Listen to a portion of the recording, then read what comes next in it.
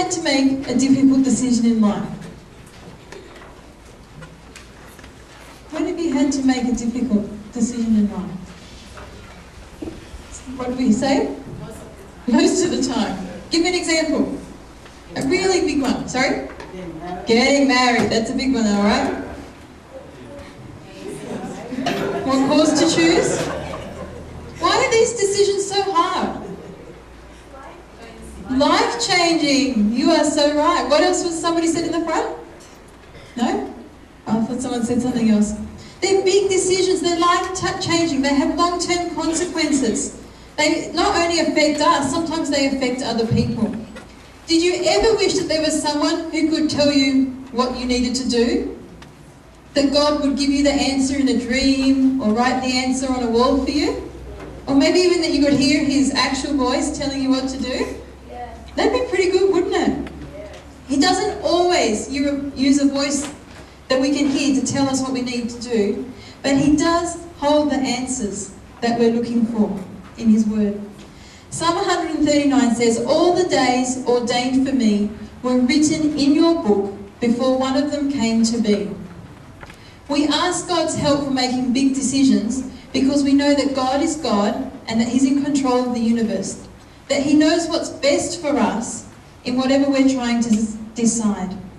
And we ask God's help because we know that he knows everything, and he certainly knows the best choice, a choice that will give us a hope in a future. So apart from deciding to become a follower of Jesus, personally I think the biggest decision you ever will have to make will be who you will marry. Or if you're from a culture where maybe you arrange marriages for your children, who your children will marry.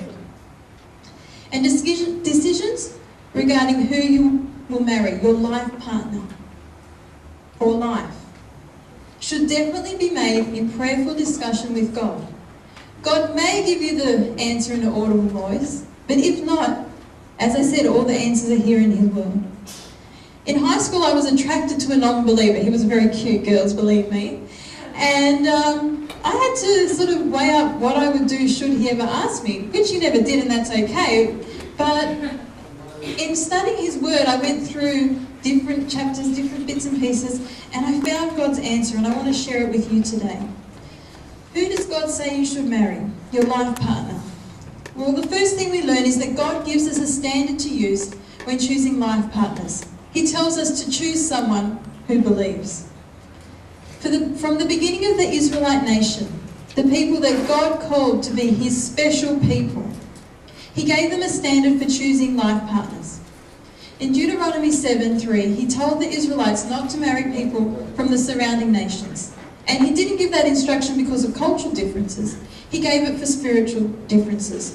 Because he goes on in verse 4, to say, because otherwise if the Israelites intermarry with them, God says they will turn from worshipping him to worshipping the false gods of other nations. In the New Testament, we read how God opened up the way for all people, regardless of nation, culture, race, to be his special people. The people who have accepted what Jesus did by dying on the cross for us, and who have said that they're going to turn and put God's way before their own. We see in the New Testament that God gives a new commandment or instruction for choosing life partners.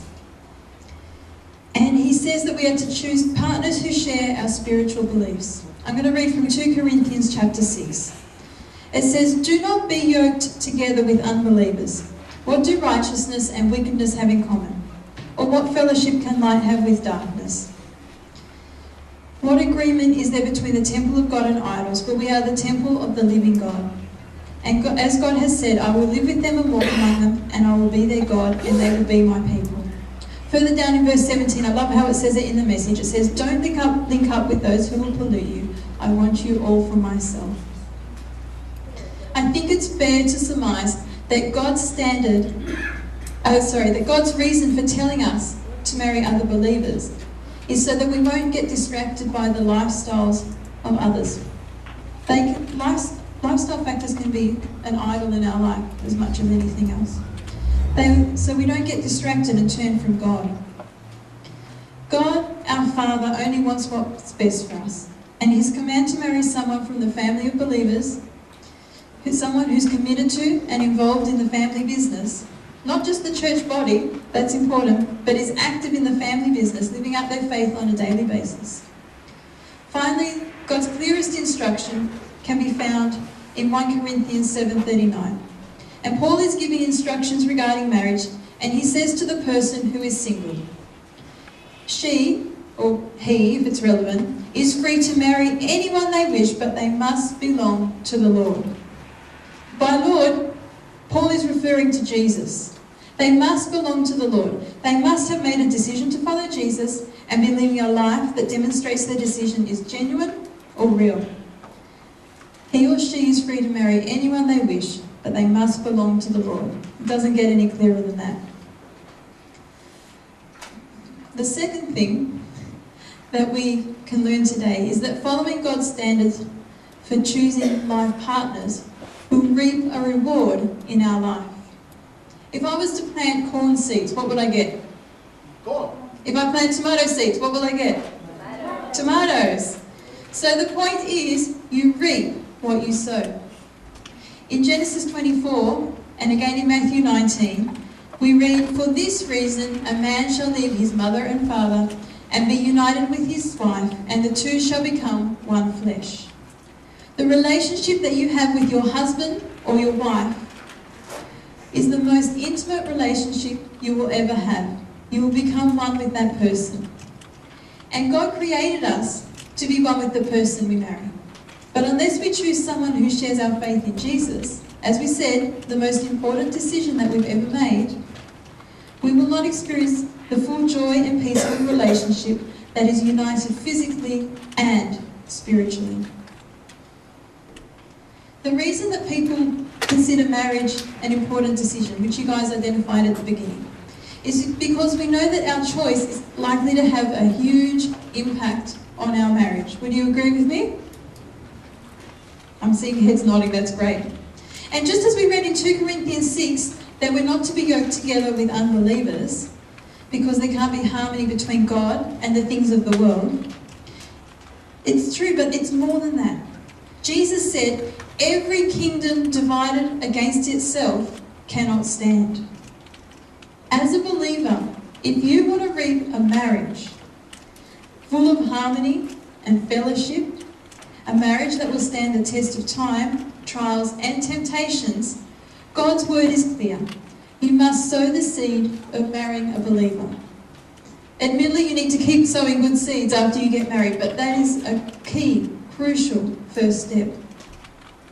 To love the world and to ignore God's instructions is to invite ruin or distraction upon your relationship with God. Who knows the story of Solomon? God told the Israelites not to intermarry with other nations, and yet he did. He went and married 700 women, and he had 300 concubines from at least 5 other nations. And God's word says that his heart was turned from following God wholeheartedly and turned towards following the other gods. And God said, so Solomon did evil in the eyes of the Lord. He did not follow the Lord completely as David his father had done.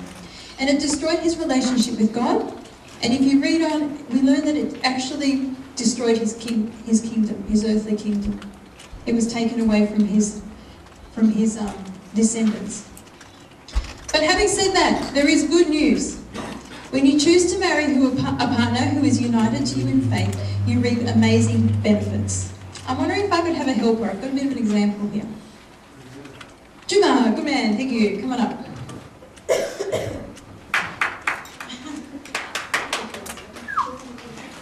All right. How easy do you think it would be to break this single strand? Come on, you guys. It's just normal wool, acrylic. Pretty strong. Okay, I don't think we need to prove that. Can you hold the green one?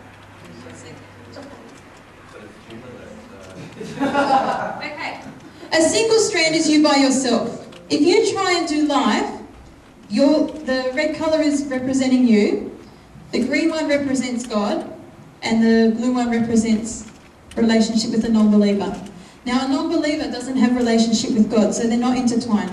They're beside each other. What's going to happen when the trials of life come? Uh-oh. It's going to unravel, folks. All right, hold on, Juma. Another example here.